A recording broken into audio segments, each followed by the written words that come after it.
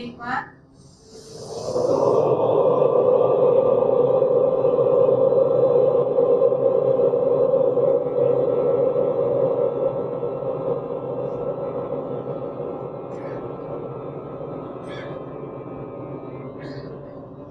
फिर से एक बार।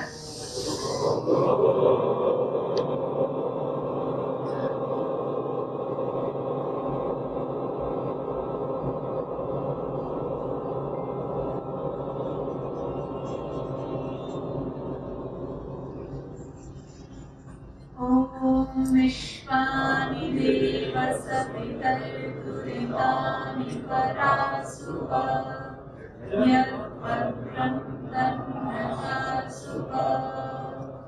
ॐ असतो मा सद्गमय तमसो मा ज्योतिर्गमय मृत्योर्मामृतं गमय। ॐ शान्ति शान्ति शान्ति। सर्वप्रथम परम श्रेष्ठ परम पूज्य प्रातः स्मरणीय योग ऋषि पूज्य स्वामी जी के चरणों में कोटिशः प्रणाम करती हुई और आयुर्वेद शिरोमणि नेपाल की जन्मभूमि को उत्कृष्ट शिखर पर देखने वाले महान तपस्वी परम पूज्य आचार्य जी के भी चरणों में उनकी सूक्ष्म उपस्थिति में कोटिशः प्रणाम करती हुई और आप सभी जो हमारे इस संगठन को शिखर तक पहुंचाने वाले, नेपाल में जन जन तक योग को पहुंचाने वाले नेपाल वासी आदरणीय भाई लवराज भाई और हमारे जो उनके साथ दूसरे छोटे लवराज भाई और उनके साथ भी जो टीम है उन सबको भी नमन करती हुई और आप सब जो योग शिक्षक हैं, योग गुरु हैं, जो गुरुओं की आज्ञा में दिन रात अहर्निश पुरुषार्थ करते हैं, ऐसे योग सिखाने वाले गुरुओं को भी नमन करती हुई और आप सब जो योग के प्रति आस्था रखने वाले हैं, जन जन तक योग को योग के माध्यम से स्वास्थ्य को प्रदान करने वाले हैं, अपने घरों को, परिवार को, बच्चों को, व्यापार को, सबको छोड़ करके गुरु के एक आह्वान पर एडवांस योग सीखने के लिए, नई नई चीजों को सीखने के लिए नेपाल से चल करके यहाँ पर आप आए हैं। आप सभी तपस्वियों और महान आत्माओं को भी मैं नमन करती हूँ।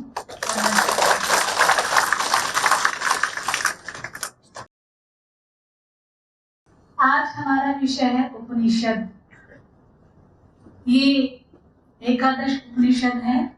मुख्य रूप से वैसे तो हजारों उपनिषद होती हैं, पर सारे उपनिषदों का सार ये एकादश उपनिषद। एकादश माने 11 उपनिषद।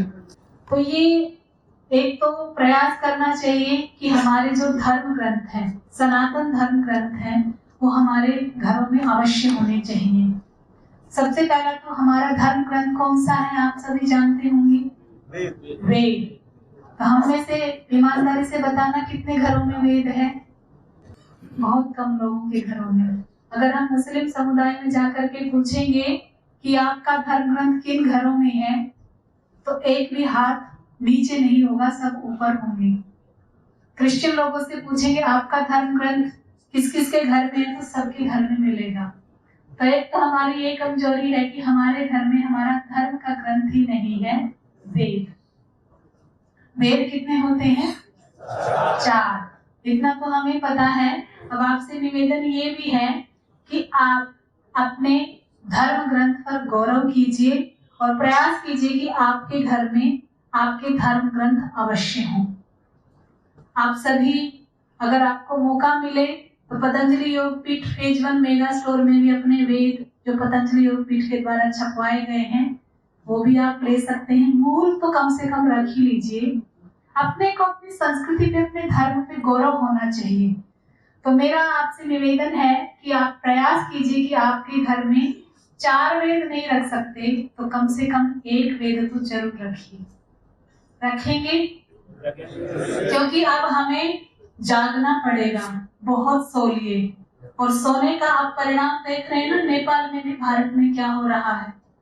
तो हमें अब जागना है। और कौन जगाएगा? हमें ये उपनिषद जगाएंगे। ये ऋषियों के द्वारा लिखी गई है। ये मैं एक भी शब्द अपना नहीं बोल रही हूँ, जो भी बोल रही हूँ ऋषियों का संदेश मैंने गुरुजनों के माध्यम से जो भी प्राप्त किया है, उसी की गंगा जो है आगे चलती जा रही है। तो हम सबसे पहले अपने वेद का सम्मान करें, क्योंकि वेद से ही उपनिषद निकली है, वेद से ही सारे दर्शन निकले हैं, आरण्य ग्रंथ निकले हैं, ब्राह्मण ग्रंथ निकले हैं। क्योंकि आजकल हमारे वेद से रिलेटेड कोई भी पुस्तक ना तो नेपाल में पढ़ाई जाती है और भारत में भी बहुत कम पढ़ाई जाती है। गीता को कौन पढ़ाता है? कौन वेदों को पढ़ाता है? कौन दर्शनों को पढ़ाता है? कौन उपनिषदों को पढ़ाता है? ये जो हमारे, क्योंकि भारत का प्रभाव नेपाल पर, नेपाल का प्रभाव भारत पर ये सदियों से बढ़ता आ रहा है। तो भारत पर जब मुगलों ने राज किया, अंग्रेजों ने राज किया, तो उन्होंने हमारी संस्कृति को नष्ट करने का पूरा प्रयास किया। हमारी पुस्तकों को, हमारे धर्म ग्रंथों को उन्होंने जला ही डाला, नष्ट ही कर डाला। तो उसकी वजह से हमने अपने धर्म ग्रंथों को और अपनी संस्कृति को थोड़ा थोड़ा सा भुला दिया और वो अपनी छाप हमारे ऊपर छोड़ करके चले गए। हमारी आज की युवा पीढ़ी पूरा का पूरा पाश्चात्य जीवन जी रही है। आप सभी देख रहे हैं, सभी देर से सोते हैं, देर से जगते हैं, वही फास्ट फूड खाते हैं, उन्हीं की तरह से कपड़े पहनते हैं, उन्हीं की तरह से रहन सहन, उन्हीं की तरह से, उन्हीं की भाषा, उन्हीं की संस्कृति को जीते हैं। क्या हमारे लिए शर्म की बात नहीं है? मैं सभी के लिए बात कर रही हूँ कि हमारी युवा पीढ़ी, हमारे आगे आने वाली जनरेशन कहाँ जा रही है। सोचिए, आगे आने वाले 10-20 सालों में क्या होने वाला है। अगर अब भी हम नहीं जगे तो क्या होगा, आप सोचिए जरा। आगे जा करके हमारी पूरी तरह से ऋषियों की धरोहर जो है एकदम से विलुप्त हो जाएगी, लेकिन हमें विलुप्त नहीं होने देना। क्योंकि आज भी पूज्य स्वामी जी और पूज्य आचार्य जी सूर्य बन करके दुनिया के हृदयों में प्रकाश बन करके सबको जगाने के लिए दिन रात पुरुषार्थ कर रहे हैं। और हमें अपने गुरुजनों के दिए बन करके अपनी उस संस्कृति को बचा करके रखना है। ये हमारा यहाँ से संकल्प होना चाहिए सभी का कि हम पूरा का पूरा पूज्य स्वामी रामदेव जी, पूज्य आचार्य बालकृष्ण जी नहीं बन सकते, तो हम कम से कम उनके शिष्य तो बन सकते हैं। उनकी थोड़ा सा चिंगारी, थोड़ा सा अंगारा बन करके तो हम थोड़ा सा तो प्रकाश दे सकते हैं। ऐसा संकल्प लेकर के हमें जाना है। पहले घर घर में यज्ञ होता था, घर घर में ध्यान होता था, घर घर में योग होता था, घर घर में सत्संग होता था। अब कहाँ हो रहा है? सब व्यापार में लगे हैं, दुकान में लगे हैं, सब भ्रमण में लगे हुए हैं, भोग में लगे हैं, विलास में लगे हैं। बस परिवार, व्यक्ति, मैं, बच्चे, बीवी, पति, बस इसी में लगे।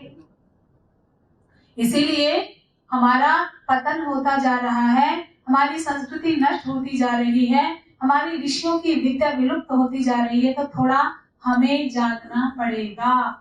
ये उपनिषद बताती है, मैं बीच बीच में से इस उपनिषद की बातें आप तक ही पहुंचा रही हूँ। ये उपनिषद बताती है, संभूतिम च विनाशम च यस्तत् वेदो भयं सह संभूत्या मृत्युम तीर्त्वा विनाशेन अमृतम अश्नुते। अर्थात जो व्यक्ति और समाज, यानी परिवार और समाज दोनों को लेकर के चलता है, वो ही इस जीवन में तर पाता है। केवल जो समाज के लिए जीता है, देखो हमारे लिए तो सामाजिक जीवन अच्छा है, पर जो गृहस्थी लोग हैं वो केवल पूरा 100% समाज को देंगे तो परिवार बिखरेगा, और पूरा 100% परिवार को देंगे तो समाज बिखरेगा। तो ये गृहस्थियों के लिए संदेश है कि उनको संभूति और विनाश, संभूति माने यहाँ पर समष्टि और विनाश माने व्यक्ति यानी परिवार। ये वेद कहते हैं, भगवान कहते हैं कि जो व्यक्ति समाज के लिए भी समय देगा, समाज के लिए भी सेवा करेगा और परिवार के लिए भी जो समय देगा, वो व्यक्ति इस संसार से मृत्यु को तर करके अमृतम अश्नुते अर्थात परम पद को प्राप्त करेगा, अर्थात ईश्वर को प्राप्त करेगा, अपनी आत्मा को प्राप्त करेगा। एक तो ये बात ये ईशोपनिषद में कही है। एक और बात कही है, विद्याम च अविद्याम च यस्तद् वेदो भयं सह विद्या अविद्या मृत्युम तीर्त्वा विद्या अमृतम अश्नुते। यहाँ विद्या और अविद्या का अर्थ है जो भौतिकवाद और आध्यात्मिकवाद। विद्या का मतलब है आध्यात्मिक जीवन और अविद्या का मतलब भौतिक जीवन। भौतिक जीवन जो भूतों से होने वाला, जो आप जीते हैं, खाते हैं, पीते हैं, व्यापार करते हैं, पैसा कमाते हैं, परिवार को पालते हैं, खाना पीना, रहना सोना, ये तो हो गया आपका भौतिक जीवन। और एक होता आध्यात्मिक जीवन। आध्यात्मिक का मतलब आत्मा और परमात्मा के विषय में चिंतन करना। हम कौन है, कहाँ से आए हैं, क्यों आए हैं, किसने भेजा है, किस लिए भेजा है, क्या कर रहे हैं, क्या करना चाहिए, ये आध्यात्मिक जीवन की बातें हैं। ये संसार कौन चला रहा है, इस संसार में ये सूर्य किसने बनाया, ये जल किसने बनाया, ये अन्न किसने बनाया, ये फल किसने बनाया, हमारा शरीर किसने बनाया, हमारे माता पिता किसने बनाए, ये पूरा आकाश किसने दिया, हमारे को ये जीवन किसने दिया, ऐसा चिंतन करना, ये क्या हो गया आध्यात्मिक। तो हम कभी इसके बारे में इतना समय नहीं देते ना, ईमानदारी से बताना। कभी सोचते हैं हम तो ज्यादा जीवन, हमारे बच्चे कैसे पढ़ेंगे, उनके लिए पैसा कैसे कमाएंगे, घर परिवार में अच्छा सा अच्छा घर कैसे बनाएं, अच्छी सी गाड़ी कैसे बनाएं, अच्छा मोबाइल कैसे लें, अच्छा कैसे, बस केवल भौतिक भौतिक भौतिक भौतिक उन्नति के बारे में सोचते रहते हैं। और इसका परिणाम क्या है, सब कुछ होते हुए भी मन में संतुष्टि नहीं है, संतोष नहीं है, शांति नहीं है, मन में प्रसन्नता नहीं है, आनंद नहीं है। खुशी है तो क्षण भर की है, पल भर की है। क्यों? क्योंकि हमने सारा का सारा समय भौतिक वस्तुओं के बारे में सोचने में लगा दिया। आप में से यहाँ पर 20 से लेकर के 50 साल तक के, उससे ऊपर तक के भी व्यक्ति हैं। आप सोचिए, आपने 20 साल, 30 साल, 50 साल, 60 साल सारे भोगों को भोग लिया। आपके पास कभी गरीबी, कभी अमीरी, कभी सब, कभी दुख, कभी कोई मर गया, कभी किसी ने जन्म ले लिया, कभी खुशी आ गई, कभी दुख आ गया। तो कभी आपको स्थायी शांति मिली है? कभी चिंतन कीजिए कि बहुत अच्छा भी खा करके देख लिया, बहुत अच्छे घर में भी रह करके देख लिया, बहुत सम्मान भी पा करके देख लिया, बहुत ऊंचे पदों पर भी जा करके देख लिया, समाज में प्रतिष्ठा भी पा करके देख लिया, पर मन को वो सुकून नहीं है, वो शांति नहीं है जो होनी चाहिए। इसका मतलब क्या हुआ कि दुनिया की सारी वस्तुएं हमारे चरणों में लोटपोट हो जाए, दुनिया का सारा ऐश्वर्य भी यदि हमारी झोली में आकर के गिर जाए तो भी आत्मा को कभी भी तृप्ति नहीं होगी। ये हमें उपनिषद बताती है। कठोपनिषद का आप में से बहुत सारे लोग उपनिषद पढ़ते और पढ़ाते हैं। मैं जानती हूँ नेपाल में उपनिषद पढ़ाने का ट्रेंड है, गीता पढ़ाने का ट्रेंड है। कुछ लोग ऑनलाइन पढ़ाते थे, मैंने भी वहां पर रहते हुए 2 दर्शन और गीता को पूरा पढ़ाया था ऑनलाइन। उसमें से बहुत कम आप में से लोग जुड़े थे। यज्ञ के माध्यम से तो मैं बहुत सारे लोगों के बीच में गई हूँ। बहुत सारे लोग मुझे इसमें काठमांडू के हुए, डांग के हुए, लुम्बिनी के हुए, अन्यत्र भी मैं बहुत सारी जगह बहुत सारे यज्ञ करा के आई हूँ। तो मेरा सौभाग्य था कि नेपाल की पावन भूमि में मुझे भी कम से कम 14 महीने सेवा करने का अवसर ईश्वर ने प्राप्त कराया। और मैं अपने आप को बहुत धन्य समझती हूँ कि मेरे पावन गुरु के चरण उस भूमि पर पड़ते रहे हैं, उस भूमि पर मुझे भी सौभाग्य प्राप्त हुआ। तो मैं बहुत धन्य समझती हूँ। आप लोगों से मिलकर के मुझे बहुत प्रसन्नता हो रही है। आप माता सीता की जो जन्मभूमि है नेपाल, महात्मा बुद्ध की जो जन्मभूमि है नेपाल, कपिल ऋषि जो सांख्य दर्शन के करता है वो भी नेपाल से, बड़े बड़े महान ऋषियों ने उस नेपाल में उच्च पद को पाया है, ब्रह्म पद को पाया है। ऐसी भूमि से आप लौट करके आए हैं तो मैं उससे भी अपने आप को धन्य समझती हूँ कि आप ऋषियों के भूमि की धूल के कणों को लेकर के यहाँ पर आए हैं और वो हमें भी यहाँ पर मिल रही हैं। तो आप सब बहुत सौभाग्यशाली हैं, बहुत ही धन्य है, बहुत ही पुण्य आत्माएं हैं कि आपने नेपाल में जन्म लिया। नेपाल में जन्म लेकर के भी आप लोग आज के इस कलयुग में, आज की इस चकाचौंध में योग से जुड़े हुए हैं, अध्यात्म से जुड़े हुए हैं, यज्ञ से जुड़े हुए हैं, ऋषियों से जुड़े हुए हैं, उत्तम श्रेष्ठ गुरुओं से जुड़े हुए हैं। तो आप अपने ऊपर गौरव कर सकते हैं, ये छोटी बात नहीं है। नेपाल में कम से कम 4 करोड़ लोग, कम से कम 3.5-4 करोड़ लोग की जनसंख्या है, पर उसमें से केवल लाखों लोग ही तो इस योग से जुड़े हुए हैं।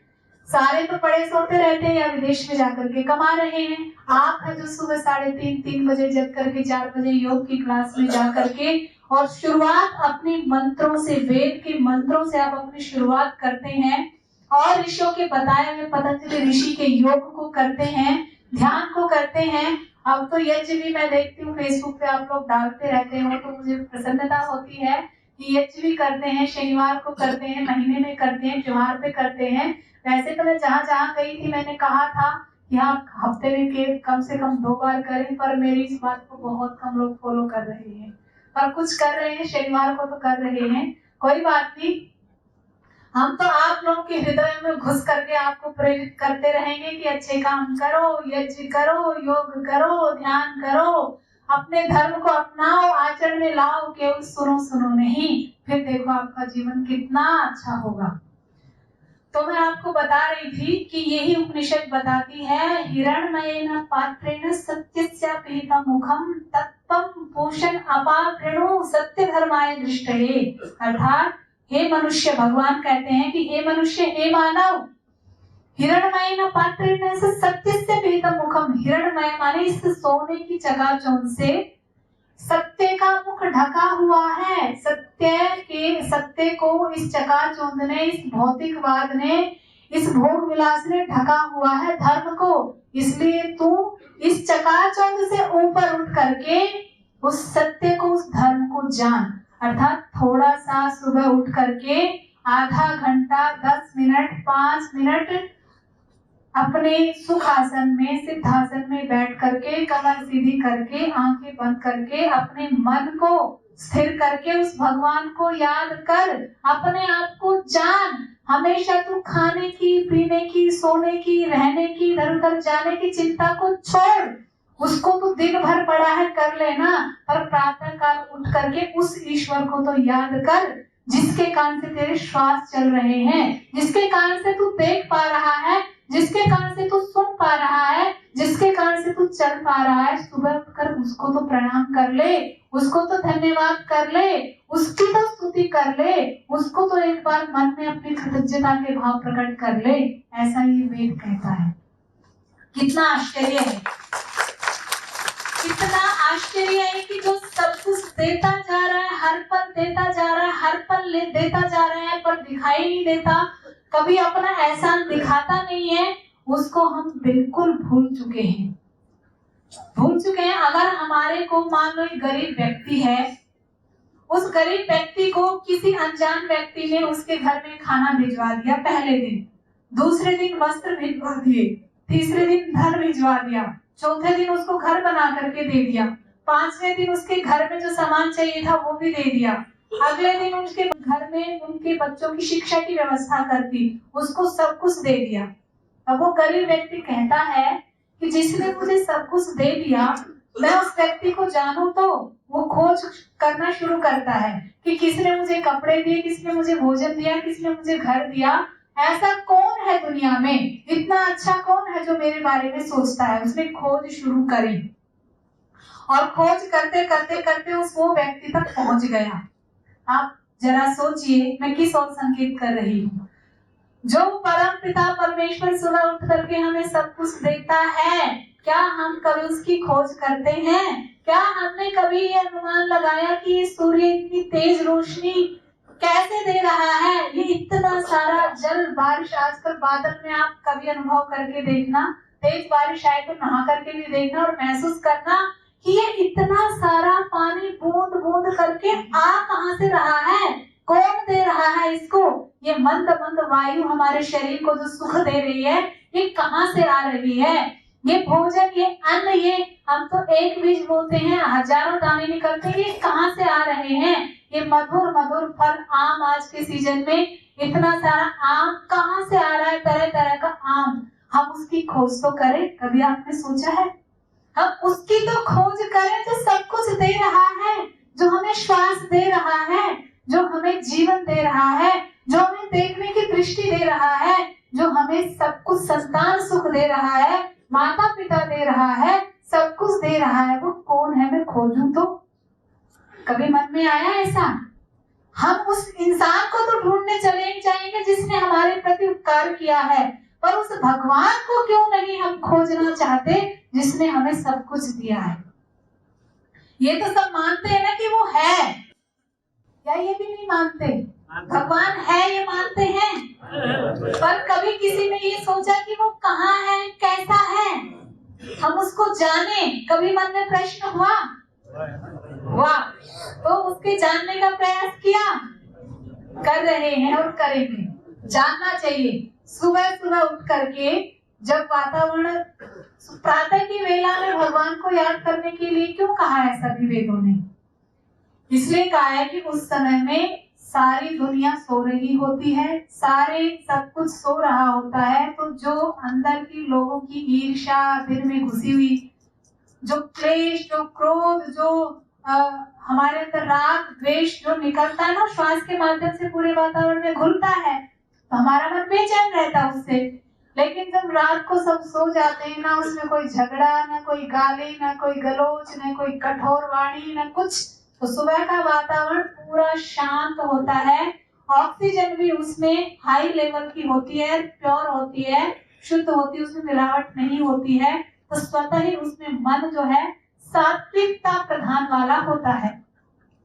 और जब मन सात्विक प्रधान वाला होता है तो स्वतः ही वो शांत हो जाता है, और शांत मन के अंदर ही उस भगवान का, उस आत्मा का चिंतन किया जा सकता है।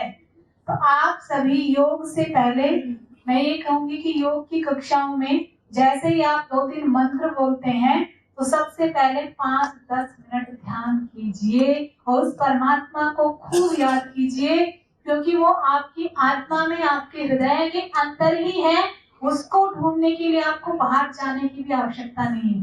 देखो, किसी को ढूंढने जाना है तो हमें गाड़ी करनी पड़ेगी या पैदल जाना पड़ेगा, उसका स्थान ठिकाना ढूंढना पड़ेगा या उसका परिचय ढूंढना पड़ेगा, लोगों से मिन्नतें करनी पड़ेगी। लेकिन वो तो भगवान ऐसा है कि उसको ढूंढने के लिए कहीं जाना भी नहीं है, उसका पता भी किसी से पूछना नहीं है, वो तो जहाँ आप हो वहाँ है। उससे एक बार बात तो करके देखिए, उससे एक बार मीटिंग तो करके देखिए। देखिए, हम अपने बिजनेस के लिए मीटिंग करते हैं, पेरेंट्स मीटिंग बच्चों के लिए होती है, घर के लिए भी मीटिंग्स होती हैं, पर कभी हम परमात्मा के साथ बैठ करके अंतर मीटिंग नहीं करते हैं। उस मीटिंग के लिए तो हमें कभी किसी, ना तो चाय पानी की व्यवस्था करनी पड़ती उस ईश्वर के लिए, ना कोई स्थान ढूंढना पड़ता मीटिंग के लिए, ना लोगों को बुलाना पड़ता, ना किसी को फोन करना पड़ता। उसके लिए तो सिर्फ एकांत घर का कोना। अब तो ये कहा जाता, मत जाओ आप पहाड़ों पे, मत जाओ आप गुफाओं में, मत जाइए आप जंगलों में, आप अपने घर के किसी एक कोने में बैठ करके, सिर्फ आंखें बंद करके और अपने बाह्य विचारों को रोक करके, अपने पारिवारिक विचारों को रोक करके बस उस भगवान से मीटिंग कीजिए। और मीटिंग में भी क्या करना है? अपने सारे दोष बताने हैं उसको कि हे प्रभु, मेरे भीतर क्रोध है, मेरे भीतर ईर्ष्या है, मेरे भीतर दूसरों का सुख देखा नहीं जाता है, मेरे को राग है, मोह है, मेरे को ये दुख है, वो दुख है। ये भगवान को कहिए और कह करके ये कहिए कि हे प्रभु, मैं आपका बालक हूँ, आप मेरे गुरु हैं, आप मेरी माँ हैं, आप मेरे पिता हैं, आप मेरे सच्चे सखा हैं, और आप ही ऐसे हैं जो मेरे हृदय के एक एक दोष को जानते हैं, मेरे एक एक गुण को जानते, मेरी एक एक भावना को जानते हैं। हे प्रभु, मैं तुझसे मिलना चाहता हूँ, मैं तुझे देखना चाहता हूँ, मैं तुझे अनुभव करना चाहता हूँ, पर मेरे क्लेश, मेरे ये राग द्वेष मोह मुझे आपसे मिलने नहीं देते हैं। तो आप ही मेरी उंगली पकड़ करके, अर्थात आप ही मेरी इन दोषों को दूर करके मुझे अपना दृश्य दिखा दो। तो क्या वो नहीं दिखाएगा?